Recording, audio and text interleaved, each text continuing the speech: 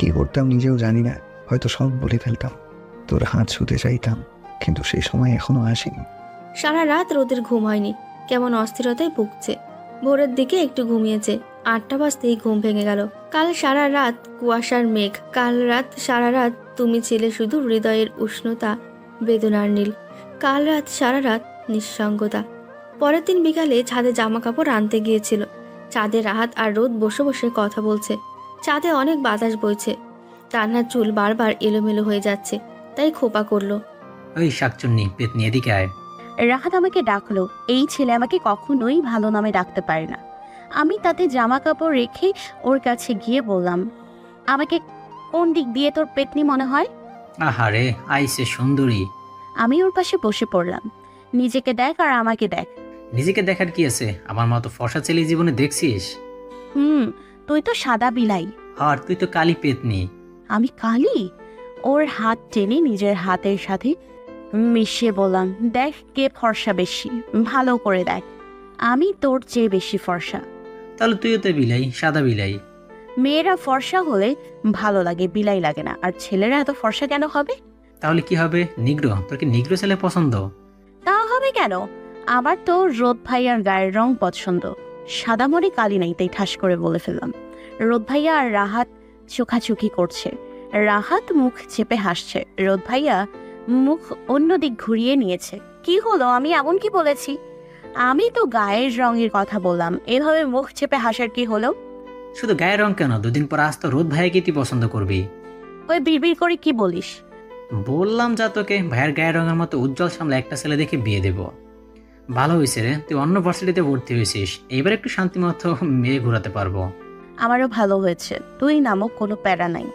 তোর জন্য তো কোনো ছেলে আমার দিকে তাকায়নি। তোর মতো পেতনির দিকে কে তাকাবে? আচ্ছা, তাই না? এবার দেখিস নিউ ভার্সিটিতে কতজন লাইন। আমি আর কথাটা শেষ করতে পারলাম না। রোদ ভাইয়া ধমক দিয়ে বলল, তোকে লাইন মারতে ভর্তি করেছি? আমি কেন লাইন মারবো? ছেলেরা মারবে। বেশি লাইন মারার চেষ্টা করো না, তার আগেই বিয়ে হয়ে যাবে। তুই হতে দিলে তো হবে। আমার কথা শুনে রোদ ভাইয়ার দিকে চাইলো। রোদ ভাইয়া চোখ দিয়ে কিছু ইশারা করলো। রাহাত আমতা আমতা করে বলল, মানে? মানে? তুই কি ভেবেছিস আমি কিছুই জানি না? সব বিয়ের প্রস্তাব কে ভেস্তে দিচ্ছে? কে দিচ্ছে? তুই আর তোর এই ক্রাইমের পার্টনার স্বয়ং রোদ ভাইয়া। কি ঠিক বললাম তো? ক্রাইমের পার্টনার মানে কি? হ্যাঁ, আমরা কেউ কিছু করিনি, আর কেন করবো এসব? কি লাভ আমাদের? সেটা তো তোমরা বলতে পারো। কেন করছো, কি লাভ? ওই কই যাস? পালাচ্ছিস কেন? পালাবো কেন? আমার কাজ আছে তাই যাচ্ছি। আমি রোদ ভাইয়ার দিকে তাকালাম। উনি বললেন, সেদিন তো বিয়ে করবি না বলে কাঁদছিলি, বিয়ে ভেঙেছি বলে কথা শোনাচ্ছিস। কথা কেন শোনাবো? আমি তো সত্যিটা বললাম। সত্যি করে বলতো, ক বছর পর বিয়ে করার ইচ্ছা আছে? নেই। নেই মানে কি? নেই মানে এই জীবনে বিয়ে করার ইচ্ছা নেই। তাহলে কি করার ইচ্ছা আছে? পড়াশুনো শেষ করে নিজের পায়ে দাঁড়ানো, নিজের পরিচয় করা, নিজের মতো করে বাঁচা। যদি নিজের প্রয়োজনের তুলনায় বেশি অর্থ উপার্জন করতে পারি, তবে একটা এনজিও খুলব, যেখানে অসহায় শিশুদের নিয়ে কাজ করা হবে। এভাবেই নিজের মতো করে জীবন কাটিয়ে দেব। নো বিয়ে, নো প্যারা। জঘন্য পরিকল্পনা। কিছু বললে? না। চুল আবার উঠছে, চুল সামলাতে ব্যস্ত। আমার ইচ্ছে করছে হেয়ার ব্যান্ড এনে চুল বেঁধে দিই।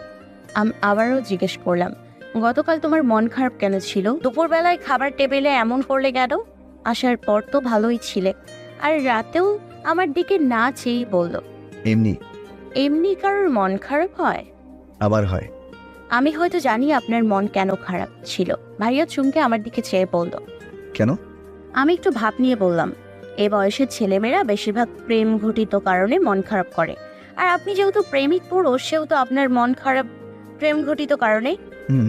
ভাইয়া বলো না কাহিনী কি? কি হয়েছে তোমার একতরফা প্রেমে? ভাইয়া আলতো হেসে বলল, আমার একতরফা প্রেমের কাহিনী শুনলে তুই হার্ট অ্যাটাক করবি। আমি চোখ বড় বড় করে বললাম, হার্ট অ্যাটাক? তাহলে তো জটিল বিষয়। তাহলে আর আমার শুনে কাজ নেই, জটিলতা আমি বুঝি কম। তুই আসলেই বুঝিস কম। এই মেয়ে নাকি চিরকুমারী থাকবে। তুই তো চিরকুমারী থাকবি না, আমাকে চিরকুমার বানানোর ব্যবস্থা। কিন্তু আমি তো চিরকুমার থাকবো না। আমার জন্য হলেও তোকে বিয়ে করতে হবে। তুই যে কবে আমার ভালোবাসাটা বুঝবি ফুল করি। সাইডে দাঁড়িয়ে থাকা ছেলেগুলো তানহাকে উদ্দেশ্য করে বলল। ঘুরে সবার দিকে একবার চোখ বুলিয়ে নিল তানহা। দেখেই বোঝা যাচ্ছে সিনিয়র, আর এরা তানহাকে র্যাগ দেওয়ার জন্যই এসব বলছে। তানহা কিছুটা ঘাবড়ে গেল, কিন্তু বাইরে প্রকাশ করলো না, কারণ ওরা যদি বুঝতে পারে তানহা ভয় পাচ্ছে তবে সুযোগ পেয়ে আরও চেপে ধরবে। তানহা স্বাভাবিকভাবে উত্তর দিল, আমায় বলছেন নাকি? টিয়া পাখি? কে টিয়া পাখি? কেন? তুমি সবুজ রঙের ড্রেস, লাল রঙের ঠোঁট, একদম টিয়া পাখির মতো, তাই। তানহার কেন জানি বর্ণনা পছন্দ হলো না। তানহা ছেলেগুলোর দিকে ভালো করে চোখ বুলিয়ে নিল। কালো শার্ট, হাঁটা ফোল্ড করা, কালো প্যান্ট, চুলগুলো কুকরানো, ঠোঁটের কোণে হাসি ফুটে আছে, গায়ের রং ফর্সা, দেখতে শুনতে খারাপ না। তানহা উত্তর দিল, তাই আমি টিয়া পাখি? তার মানে আপনি কি কাউয়া? আই মিন কাক? তানহার কথা শুনে ছেলেটা হতবাক, মুখের হাসি মিলিয়ে গেল। পাশের ছেলেগুলো হা হয়ে আছে। তানহার কেন জানি ভয় হতে লাগলো, কাজটা ঠিক করলো তো? হুট করে ছেলেটা হেসে ফেলল। Well say, I like it, but আমার ঠোঁট কি কালো?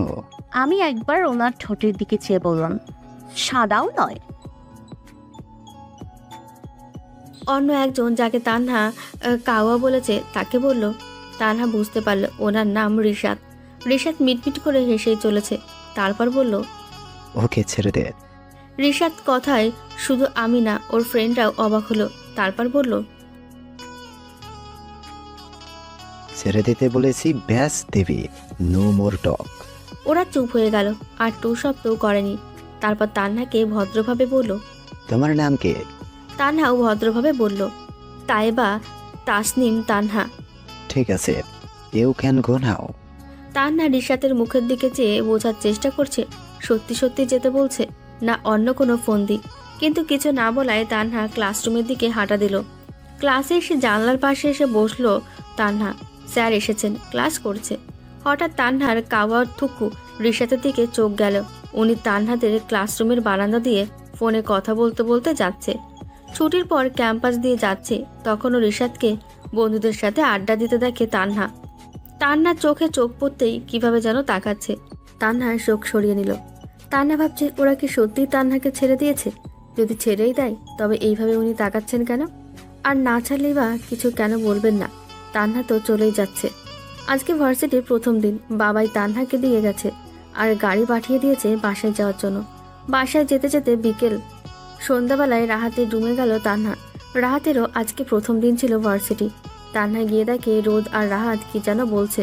তান্নাকে দেখে চুপ করে গেল, কথা থামিয়ে দিল, যেন গোপন কথা আলোচনা। আমি কি চলে যাব? আরে না বস, আজকে প্রথম দিন কেমন গেল?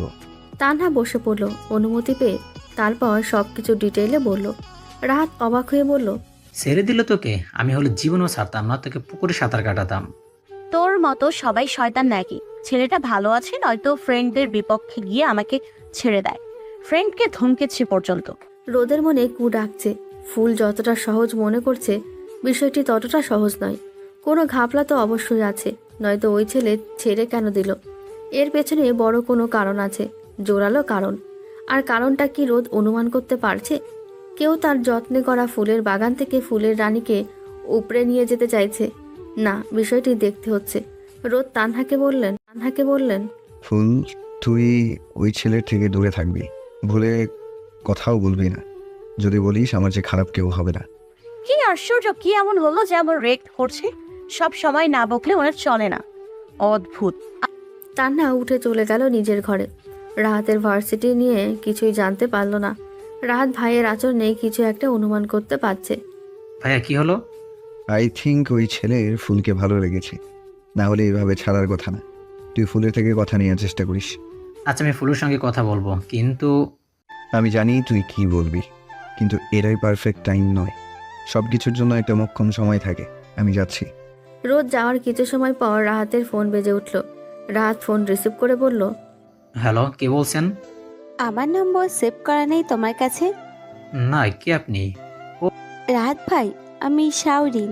ও তুই, কি জন্য ফোন করেছিস? কোনো দরকার? না মানে, তুমি নাকি ভার্সিটি অ্যাডমিশন নিয়েছো? তো মানে? মানে কি, তুই কি আমার ভার্সিটিতে অ্যাডমিশন নিতে চাস? তুমি তো মাত্র ইন্টার ফার্স্ট ইয়ারে পড়ি। ও তুই তো ফার্স্ট ইয়ারে পড়িস, আমি তো ভুলেই গেছি। তাহলে কেন ফোন করেছিস? রাখছি, ভালো থেকো। নম্বর সেভ রাখিনি। একটা মেয়ে ওনাকে কেন ফোন দিয়ে উনি বোঝে না? কুচি খোকা, কবে বুঝবে তুমি রাহাত ভাই? ফোন কেন দিল সেটাই তো বললো না। তান্না ভার্সিটির জন্য রেডি হয়ে বের হচ্ছে, তখনই রোদ গাড়ি নিয়ে তান্নার সামনে এসে থামলো। ভার্সিটি যাচ্ছিস? ওঠ, তোকে নামিয়ে দেবো। আপনি কোথায় যাচ্ছেন? তোর ভার্সিটি যাচ্ছি, দেখি সুন্দরী কোনো মেয়ে পাই কিনা। এভাবে আর কতদিন থাকবো? প্রেম তো করা দরকার, তাই একটা গার্লফ্রেন্ড খুঁজতে যাচ্ছি। তান্না ব্রকুচকে রোদের দিকে তাকালো। উঠবে? তান্না আর কথা না বাড়িয়ে উঠে বসলো। সিট বেল্ট বাঁধ, অ্যাক্সিডেন্ট হলে বিয়ের আগেই তোর বর বিধবা হবে। ছেলেরা আবার বিধবা হয়? ওই, এই কি হলো? এখনো সিট বেল্ট বাঁধ। Tanna seat belt বাঁধলো। রোদ গাড়ি স্টার্ট দিল। তান্না আর চোখে রোদকে দেখছে। সে কি সত্যি গার্লফ্রেন্ড খুঁজতে যাচ্ছে? আমি ভাইয়ার ড্রেস আপ খুঁটিয়ে খুঁটিয়ে দেখছি। সাদা টি শার্টে কালো রঙের আঁকিবুকি আঁকা, হাতার দিকটা টাইটা হয়ে আছে, দুই বাহুর মাংস ফুলে আছে। জিম করে তাই হয়তো। কালো প্যান্টের মধ্যে কেমন হালকা সাদা শেড, জুতার মধ্যে সাদা কালো ফিক্সড করা, সিল্কের চুলগুলো এলোমেলো হয়ে কপালে পড়ে আছে, চোখে সানগ্লাস, গলায় একটা চিকন চেইন, হাতে ওয়াচ, শরীর থেকে দামি পারফিউমের গন্ধ আসছে। পুরাই কিউটার কৌটা। গেট আপ দেখে মনে হচ্ছে ডেটে যাচ্ছে, হয়তো সত্যি গার্লফ্রেন্ডের খোঁজেই যাচ্ছে, কিন্তু একতরফা। দূর, যা খুশি হোক, আমার কি? তোর কি আমাকে চকলেট বা আইসক্রিম মনে হচ্ছে? কেন কেন? ভাইয়া একটু ভাব নিয়ে বলল। না, যেভাবে খুঁটিয়ে খুঁটিয়ে দেখছিস, পুরো শরীর স্ক্যান করে ফেলছিস। আমাকে কি আইসক্রিম বা চকোলেট মনে হচ্ছে?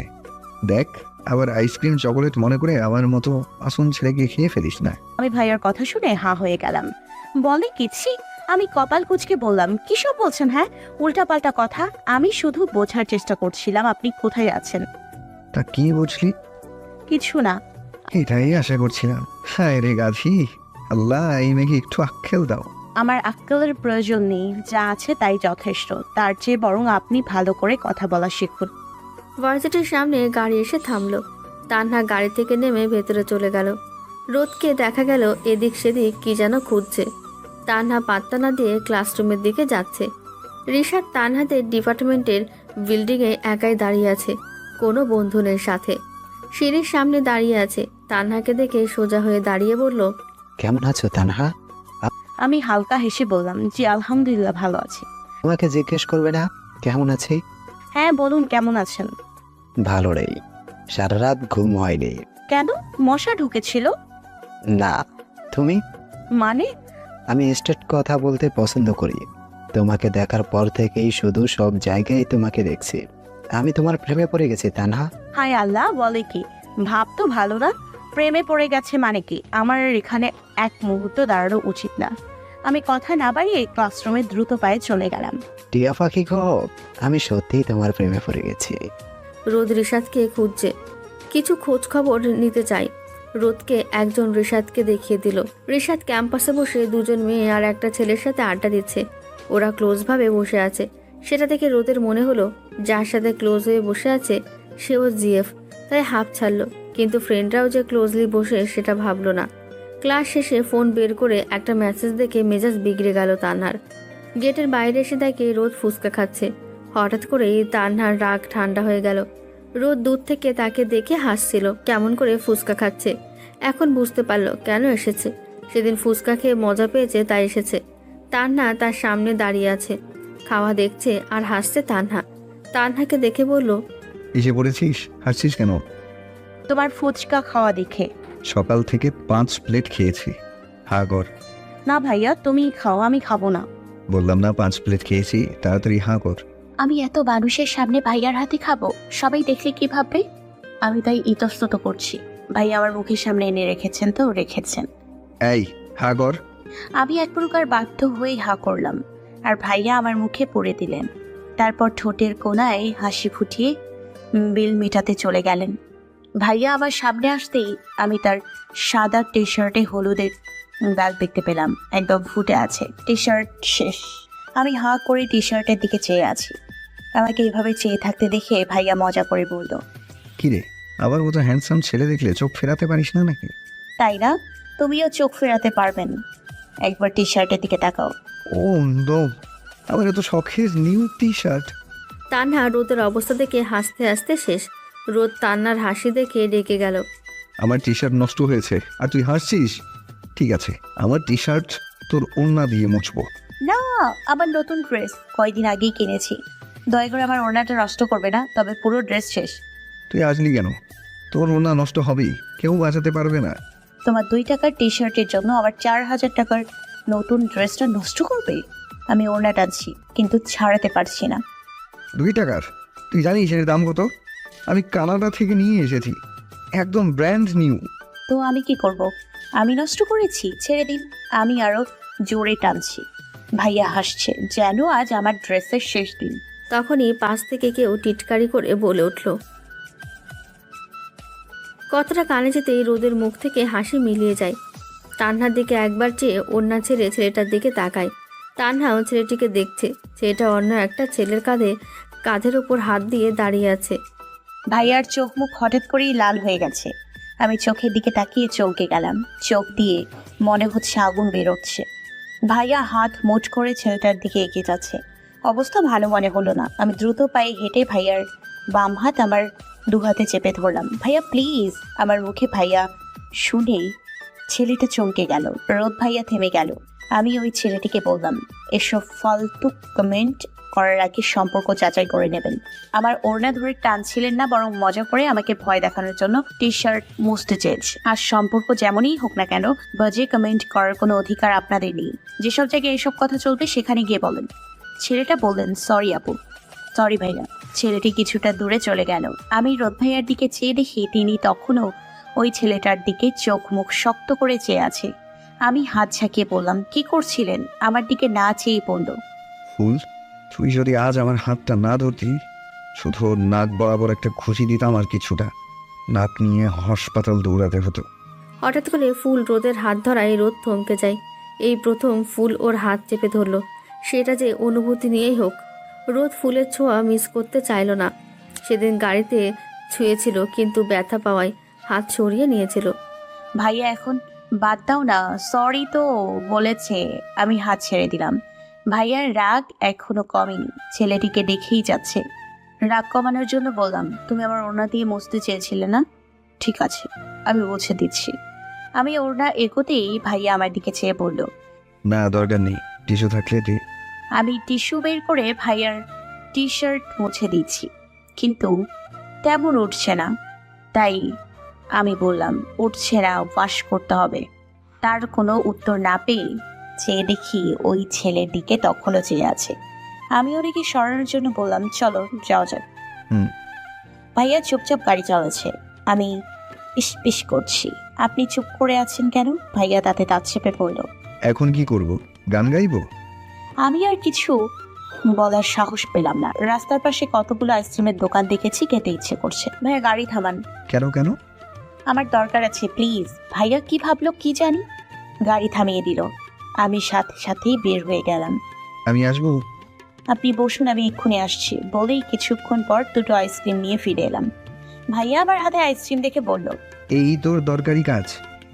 পেটের চেয়ে আর জরুরি কি হতে পারে, নিন। আমি একটা আইসক্রিম এগিয়ে দিলাম। এইসব বাচ্চাদের খাবার আমি খাই না বলেই গাড়ি স্টার্ট দিলেন। তা খাবেন কেন? খাবেন তো ফুচকা আর টি শার্ট নষ্ট করবেন। ভাইয়া চোখ পাকিয়ে চাইলো। আমি চুপচাপ আইসক্রিম খাচ্ছি, একটা শেষ, পরেরটা খাচ্ছি। রোদ গ্লাসে দেখছে ফুল আইসক্রিম খাচ্ছে, মুখে লেগে যাচ্ছে বারবার আর বারবার মুছে নিচ্ছে। রোদের ইচ্ছে করছে ফুলের ঠোঁট ছুঁয়ে দিতে। কিছুক্ষণ এইভাবে থাকলে আর নিজেকে কন্ট্রোল করা দায়ী হয়ে যাবে। তাই আচমকা ওর হাত থেকে আইসক্রিম নিয়ে গ্লাস খুলে বাইরে ছুঁড়ে ফেলে দিল। আমার আইসক্রিম! চিৎকার করে, আমার আইসক্রিম কেন ফেলেছেন? আজকে বিয়ে দিলে কালকে বাচ্চার মা হবে, সে এখন বসে বসে বাচ্চাদের মতো আইসক্রিম খাচ্ছে। আমার আইসক্রিম কেন ফেলেছেন? আমার কান্না পাচ্ছে। একটা কামড় দিয়েছি মাত্র, পুরো আইসক্রিমটা ফেলে দিল। দেখুন, আমি এখনো বাচ্চা মেয়ে। আমার বয়স 18, 19 হয়নি এখনো। 18 বছর পর্যন্ত সবাই বাচ্চা, আর একদিনে কেউ বাচ্চার মা হয়ে যায় না। মা হতে 10 মাস সময় লাগে। ভাইয়া বাঁকা হেসে বলল, তাই নাকি? আমার বউ তো একদিনই বাচ্চার মা হয়ে যাবে। বিশ্বাস না হলে আমাকে বিয়ে করে থাক। ছি ছি, লজ্জায় আমার কান দিয়ে ধোঁয়া বেরোচ্ছে। মাটির সাথে মিশে আছি। ইচ্ছে করছে গাড়ির নিচে মাথা দিয়ে সুইসাইড করি। আমার মুখ দিয়ে কোনো কথা বেরোচ্ছে না। আমি বাইরের দিকে চেয়ে আছি। এই লোক নির্লজ্জের চেয়েও নির্লজ্জ। যদি নির্লজ্জতার জন্য অ্যাওয়ার্ড দেয় তবে সব দেশের লোককে হারিয়ে তিনিই জিতবেন। অসভ্য লোক, তোর একতরফাই থাকবে। হ্যালো বন্ধুরা, পরবর্তী পার্ট খুব তাড়াতাড়ি আসবে, তো সবাই অপেক্ষায় থাকো। আর চ্যানেলটি যারা এখনো সাবস্ক্রাইব করনি তারা পরবর্তী পার্ট দেখার জন্য চ্যানেলটি সাবস্ক্রাইব করে রেখো। ধন্যবাদ সবাইকে, আমাদের সাথেই থেকো।